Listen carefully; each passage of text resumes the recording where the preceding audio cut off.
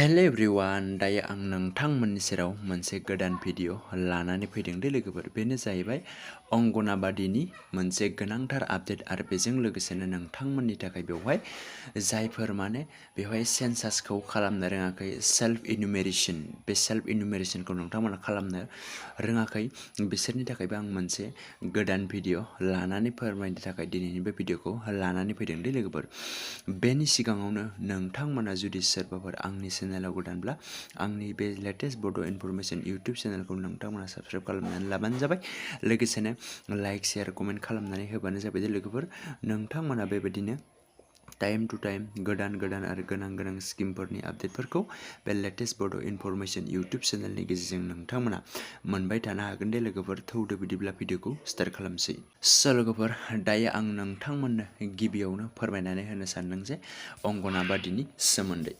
मैया 10 आगस्ट नङा होमबा बे 10 आगस्टआव अंगनाबादि गंफा अंगनाबादिनि सेन्टारफोरनिफ्राय सासे हेल्पार बा सासे मास्टरफोरा मैया बाक्सानि डिसि अफिस मसलपुराव थांनानै बिथांमोना बेवहाय धरना हैदों मानि थाखाय धरना हैदों होननानै बुङोब्ला बिथांमोना दासिमबो मास मोनथाम मास मोनब्रै जालायलांबाय बिथांमोना गावबा गावनि दानारि दान बान्थाखौ मोननो हायाखै होननानै बिथांमोना फोरमायदों बेनिखायनो बिथांमोना बे धरनाखौ मैया बाक्सानि डिसि अफिस मसलपुराव बिथांमोना हैदों दे लोगोफोर बेखौ आं दायो नोंथांमोननो फोरमायबाय आरो लोगोसेनो जायफोर माने बेवहाय अंगनाबादियाव खामानि मावग्राफोर आइजो दङ बिथांमोना मिथिखागोन मानि थाखाय धरनाखौ हैदों नङा होमबा बेखौ आं नोंथांमोननो फोरमायबाय माने गंसे सेन्टारनिफ्राय सासे हेल्पार बा सासे मास्टर बेबायदि थांथारनांगौ आरो बाक्सायाव जेसेबांखिनि बेवहाय अंगनाबादि सेन्टारफोर दङ बेफोर गासैबो गंफ्रोमबो सेन्टारनिफ्रायनो बेयाव साफा थांनांगौ होननानै बिथांमोना फोरमायदों आरो थांनानै बिथांमोना मैया बेवहाय डिसि अफिसाव थांनानै डिसि अफिसनि लांगोनायाव थांनानै बिथांमोना बेनि थाखाय माने खुद्रिसारहैदों बिथांमोना धरनाबो होखाबाय दे लोगोफोर आं नोंथांमोननो बेखौ फोरमायबाय आरो जायफोर नोंथांमोना बेवहाय अंगनाबादियाव खामानि मावो नोंथांमोननि थाखाय दायो आसा खालामदों थाबैनो मोजां खौराङा फैगोन होननानै दे लोगोफोर दायो नोंथांमोना भिडिअखौ जेसेबां हायो एसेबांनो शेयार खालामनानै हो जाहाथे बयबो मिथिनो हायो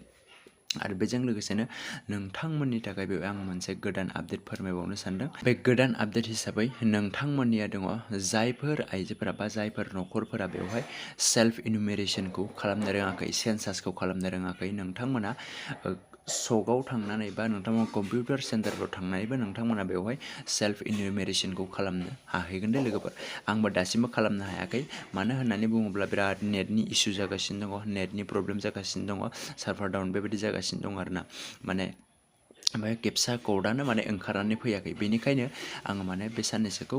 खालामथ'वाखै आरोना जेब्लानो नेटआ एसे माने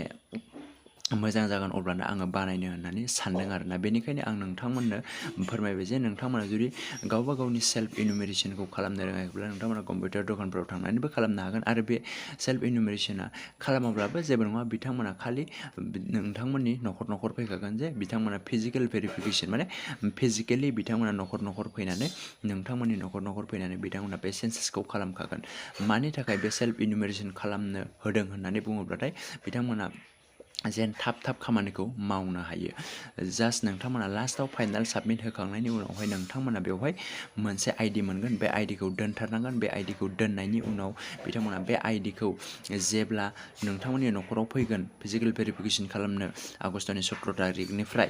बेनिफ्राय फैनायाव नोंथांमोना बे आइडिखौ बिथांमोननो होनांगोन बिथांमोना लगइन खालामगोन लगइन खालामनानै मा